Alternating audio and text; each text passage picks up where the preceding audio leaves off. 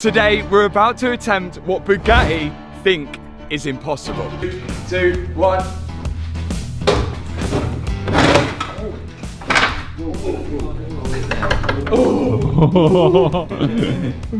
Here is the front of a Bugatti Chiron Persport, and here is the rear of a Bugatti Chiron Persport, and today we've got to connect both of them together.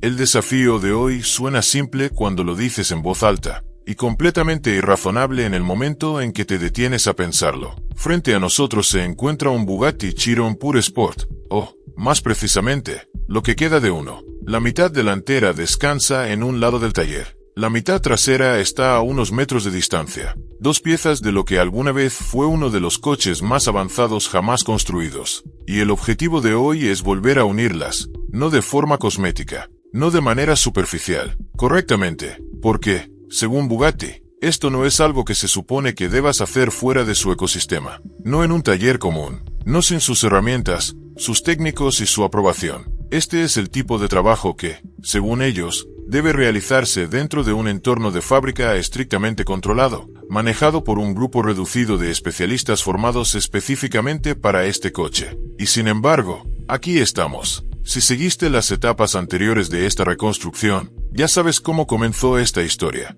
Lo que llegó al taller no era un vehículo dañado cualquiera. Era uno de los únicos 60 Pure Sport jamás fabricados. Un hiperdeportivo diseñado con precisión obsesiva, ahora gravemente comprometido tras un accidente serio. La parte delantera había sufrido un impacto brutal. Los paneles estaban destruidos. Había dudas estructurales por todas partes. Y quizás lo más significativo, el propio fabricante había dejado muy claro que este no era un coche que esperaran ver reconstruido de forma independiente. Esa tensión pasó a formar parte de la historia casi de inmediato, cuando Mate Rimac declaró públicamente que separar y reparar correctamente un Chiron requería instalaciones especializadas y personal altamente capacitado. No fue solo una observación técnica, marcó el tono. Convirtió esta reconstrucción en algo más que un trabajo de reparación. Se convirtió en una prueba, no solo de habilidad, sino de si los límites establecidos por un fabricante eran absolutos o simplemente difíciles.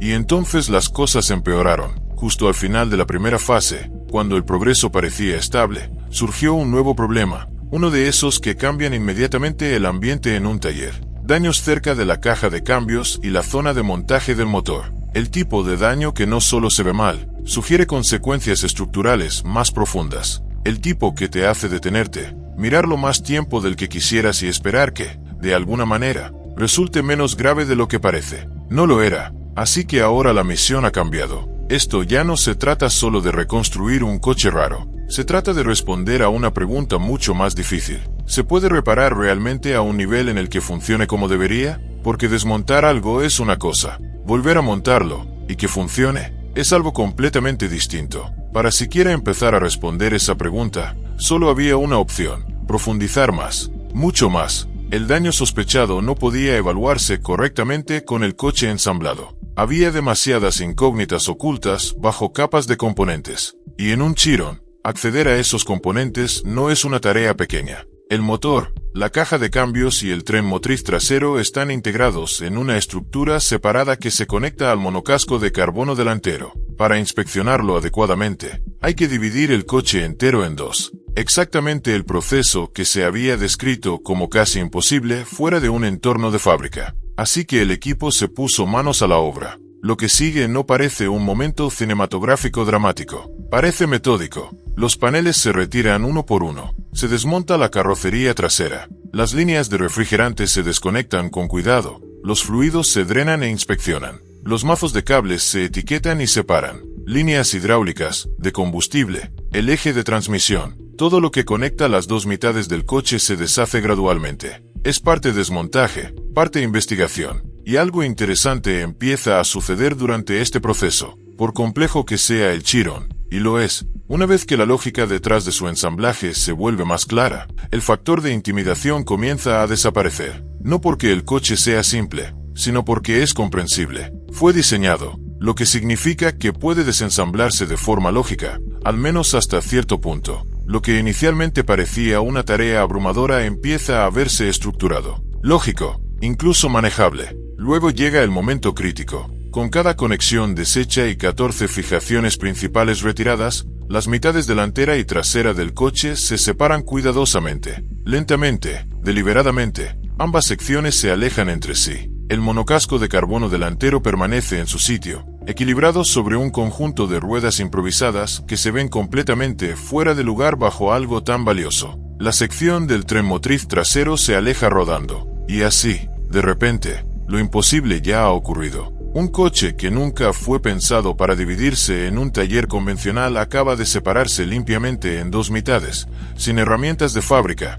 sin técnicos de fábrica y sin supervisión de fábrica. Parece absurdo. También funciona perfectamente. Ese momento lo cambia todo. Hasta ahora, todavía había dudas sobre hasta dónde podría llegar realmente este proyecto, si eventualmente encontraría una barrera imposible de superar. Pero separar el coche demuestra algo importante. Puede que las limitaciones no sean tan absolutas como parecían. Aún así, ese nunca fue el objetivo. Solo era el paso necesario para llegar al problema real. Con la sección trasera completamente expuesta, el daño se vuelve mucho más claro. El choque había empujado el motor hacia adelante con una fuerza considerable. Una tubería de refrigerante había sido aplastada en el proceso, y había señales visibles de tensión en áreas que nunca deberían mostrarla. Pero el problema más preocupante se encontraba justo en el centro de todo, el soporte de montaje del motor y la caja de cambios. No se trataba de un simple soporte menor ni de un accesorio reemplazable. Era un componente estructural,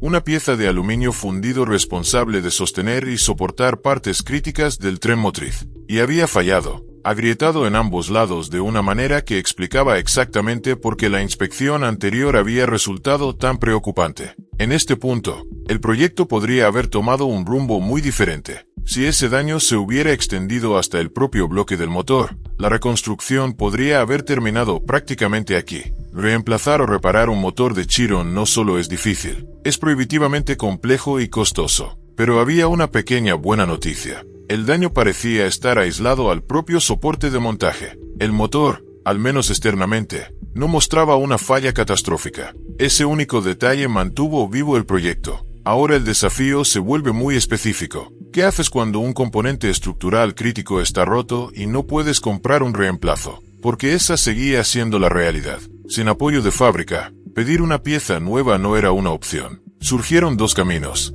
El primero era recrear la pieza por completo, escanear la original, diseñar una réplica y mecanizar una nueva versión a partir de aluminio macizo. En teoría, esto produciría un componente más fuerte y limpio, pero existía un riesgo, uno que no podía ignorarse. El soporte también alberga posiciones precisas para sensores de los que depende el motor. Incluso una pequeña desviación en esas posiciones podría causar problemas graves, funcionamiento deficiente, incapacidad de arrancar o comportamiento impredecible bajo carga. En un coche como este, la precisión no es negociable. La segunda opción era reparar la pieza original, preservar la geometría de fábrica, restaurar su resistencia mediante soldadura y refuerzo. Pero eso también tenía un problema. El aluminio fundido no siempre es fácil, o incluso posible, de soldar correctamente. Si la composición del material no era adecuada, la reparación podría fallar antes incluso de comenzar. Así que la pieza fue llevada a un especialista. Aquí es donde la reconstrucción cambia de tono. Menos espectáculo, más artesanía. El tipo de trabajo que no se basa en afirmaciones audaces, sino en pruebas cuidadosas y experiencia. Se analiza el material, se examina la estructura, y finalmente, llega la respuesta. Es soldable. Esa única confirmación lo cambia todo una vez más. Comienza el proceso de reparación. Las grietas se sueldan cuidadosamente. La estructura se reconstruye, reforzándose donde es necesario. Y, lo más importante, se conserva la geometría original. La idea no es solo arreglarlo, es hacerlo lo suficientemente fuerte como para soportar la carga nuevamente sin introducir nuevas debilidades. Sin embargo, hay una consideración interesante aquí. Al reforzar la pieza más allá de su diseño original, existe la posibilidad de que originalmente estuviera destinada a fallar en condiciones extremas, actuando como un componente sacrificable que absorbe daños durante un choque. Si ese es el caso, reforzarla podría desplazar el estrés hacia otras áreas en incidentes futuros. Es una decisión calculada, sin orientación de fábrica. Cada decisión recae en el equipo. Una vez que el soporte está reparado y reinstalado, el proyecto cambia de tono. Menos experimento, más progreso hacia adelante. Las piezas vuelven a su lugar, los sistemas se reconectan, y pequeños descubrimientos en el camino revelan cómo incluso un hiperdeportivo comparte raíces con máquinas más familiares. Luego llega el momento que antes parecía imposible. Las dos mitades se reúnen, cuidadosamente alineadas, aseguradas y unidas nuevamente, a pesar de un breve contratiempo con un perno roto durante el reensamblaje. Se soluciona, y la construcción continúa. La energía regresa, los sistemas se verifican, la llave gira, el motor arranca, al instante. Un coche que una vez estuvo dividido en dos ahora vuelve a funcionar. El motor se mantiene, los sistemas se comunican y el tren motriz responde. No está terminado, pero es real. Aún quedan problemas por resolver. Aparece una pequeña fuga de combustible y se corrige rápidamente. El sistema de refrigeración sigue siendo incierto, especialmente después de que el coche funcionara previamente sin refrigerante. La parte delantera todavía necesita trabajo estructural y estético. Y más allá de eso está la verdadera prueba. Puede rendir bajo calor, presión y condiciones reales con el tiempo, pero la narrativa ya ha cambiado. Esto ya no se trata de si es posible, solo de hasta dónde puede llegar. Lo que comenzó como un desafío ahora se convierte en prueba. Y si todo encaja, esto no será solo una reconstrucción, será algo mucho más significativo.